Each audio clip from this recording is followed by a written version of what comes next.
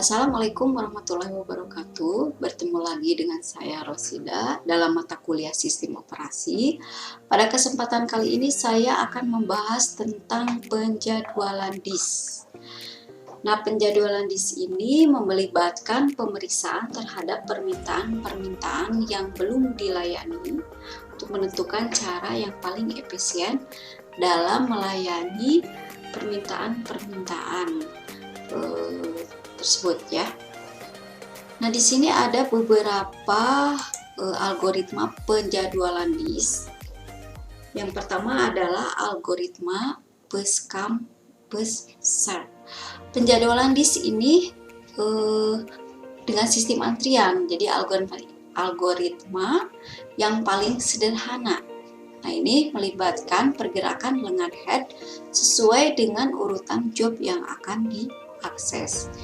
Baiklah, kita untuk lebih supaya lebih mengerti, ini saya langsung ke contoh kasusnya ya. Di sini ada antrian permintaan pelayanan disk untuk proses input output pada blok dalam silinder dengan total silinder 250. Nah, ada urutan job datanya adalah 70, 225, 16, kemudian 19, 89, 100, 178, 168, 79, 212, 50, 67, kemudian 5, kemudian 195 dengan pergerakan head awal diasumsikan adalah 45. Nah, ini adalah tracknya ya. Jadi ketika kita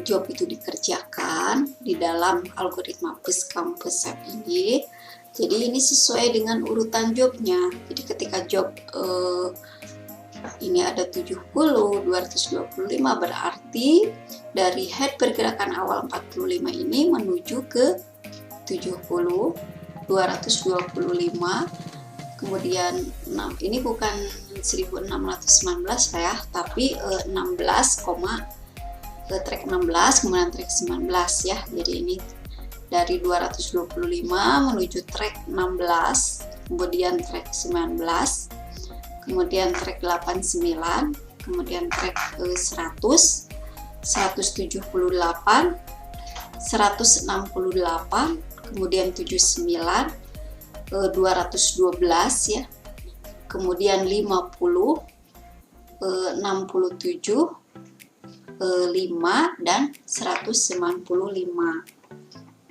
Nah, dari rotasi di atas itu dapat dihitung total pergerakan headnya, yaitu ini ya, 70 dikurangi 45, jarak tracknya adalah 25. Kemudian 225 dikurangi 70 menghasilkan 155. Kemudian 225 dikurangi 16 menghasilkan 209 ya. Kemudian 19 kurangi 16 sama dengan 3, 89 kurangi 19 sama dengan 70, 100 kurangi 89 sama dengan 11, 178 kurangi 100 sama dengan 78, kemudian 178 kurangi 168, ini jaraknya adalah 10 ya.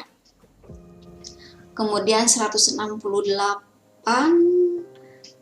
yang ini ya, 168 dikurangi 89, 168 bukan 89 ya, ini 79 ya. 168 kurangi 79 ini 89, kemudian 225 kurangi 79 ini jaraknya adalah jarak tracknya 133, kemudian 212 kurangi 50 jaraknya 162, kemudian 67 kurangi 50 ini adalah 17 ya, kemudian 67 7 kurangi 5, ini adalah 62, kemudian 195 kurangi 5, 190, sehingga setelah ditotalkan pergerakan headnya sebanyak 1214 silinder. Itu untuk Pushcam Pushset. Yang kedua, algoritma SSTF ya, atau Short Seek Time First. Nah, penjadwalan di sini memilih permintaan berdasarkan waktu pencarian yang paling minimum atau paling pendek dari posisi head saat ini ya. Ini contoh kasusnya sama, sehingga kita bisa dilihat. Nah, ini awal pergerakannya 45. Nah, di sini kan ada 50 sama 19. Nah, dihitung dulu apakah jarak yang terpendek itu ke 50 atau ke 19. Ternyata jarak yang terpendek itu ke 50. Karena dari 45 ke 50 jarak treknya adalah 5. Ke 45 ke 19 ini jarak treknya sebanyak 26. Jadi yang diambil adalah 50 ya. Jadi jarak yang paling pendeknya 50. Kemudian ke 67, 70, 79, 89, 100, 168, 178, 195, 212, 225. Jadi ingat, ketika ini kebetulan kasus seperti ini, karena ini jarak yang terdekatnya adalah emang 50 seperti ini ya, sesuai berdasarkan urutan juknya. Tapi untuk beberapa kasus tertentu mungkin saja di tengah-tengah ini, misalnya untuk 70, di tengah-tengah ini bisa saja jaraknya bisa beda ya, jaraknya bisa ke sebelah sini ya, yang terpendeknya. Tapi untuk kasus ini kebetulan jarak yang terpendeknya adalah di sini. Jadi misalnya untuk 70 kita hitung dulu. Jadi jarak dari 67 ke 70 itu apakah lebih banyak kan 67 ke 19 atau 67 ke 70? Ternyata kan jarak yang terpendek adalah 67 ke 70, maka diambil ini ya, jarak terpendeknya ke 70. Itu pun dengan 79, 89, 100, 168, 178, 195, 212, 225. Ketika dihitung lebih pendekan dari jarak-jarak yang ini dibanding ke 19. Ini dari 225 langsung ke 19, kemudian pergerakannya ke 16 dan kelima. Untuk menghitung total pergerakan head itu sama ya, sehingga menghasilkan 400 silinder. Kemudian yang ketiga adalah algoritma elevator scan. Nah, algoritma scan ini dimulai dengan pergerakan disk menuju ujung disk dulu ya. Dan biasanya itu adalah menuju ujung disk 0, kemudian bergerak menuju ke disk lain sambil melayani permintaan setiap kali mengunjungi masing-masing silinder. Nah, baiklah kita lihat di sini ya. Jadi untuk scan itu menuju ke ujung disknya yang 0 dulu ya.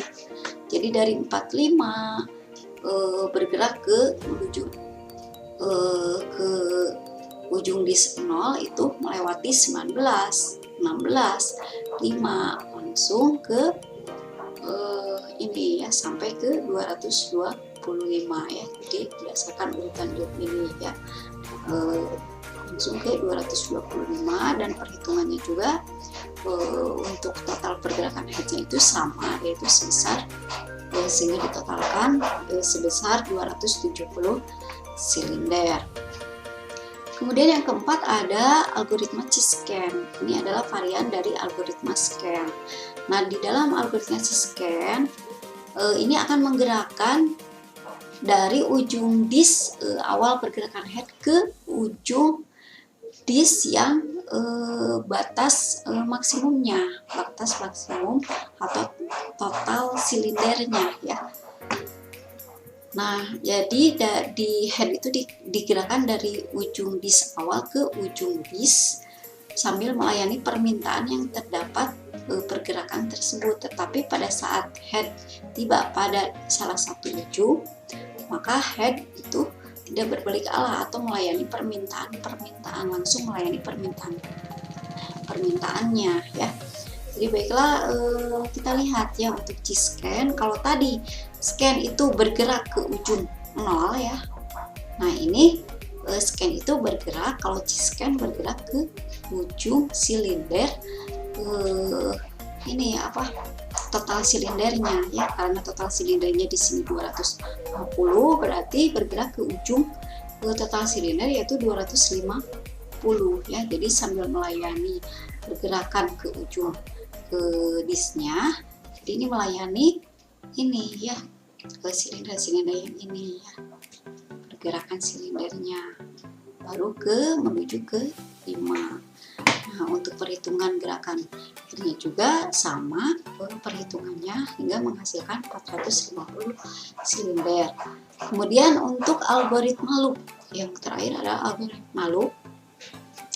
Ini kalau algoritma scan atau G-scan itu menggerakkan disk arm itu melewati lebar seluruh disk ya, di seluruh batas disk dari 0 sampai terakhir ya. Tapi pada umumnya arm disk itu bergerak paling jauh hanya pada permintaan terakhir saja pada masing-masing arah pergerakannya.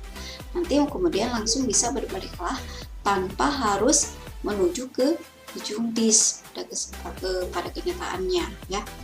Nah, versi scan atau G-scan yang berperilaku seperti itu disebut loop scan atau loop G-scan, karena algoritma ini melihat dulu permintaannya sebelum melanjutkan arah pergerakannya. Nah ini ya, tadi ya kalau misalnya di scan ini loop scan ya, kalau tadi pada scan itu 45 itu menuju pergerakannya menuju ujung disk 0, tapi kalau di loop ini karena hanya melihat batas minimumnya adalah 5 ya, maka ini sebatas ujung pada permintaannya 5 ya, langsung bergerak ke batas terakhir yaitu 225. Nah, dari rotasi di atas itu dapat dihitung total pergerakan headnya. Cara perhitungannya juga sama sehingga menghasilkan 260 silinder. Nah, sekian penjelasan dari saya, ini referensi yang saya ambil. Semoga dari penjelasan ini mengenai penjadwalan di situ bermanfaat bagi kalian. Akhir kata saya ucapkan wassalamualaikum warahmatullahi wabarakatuh.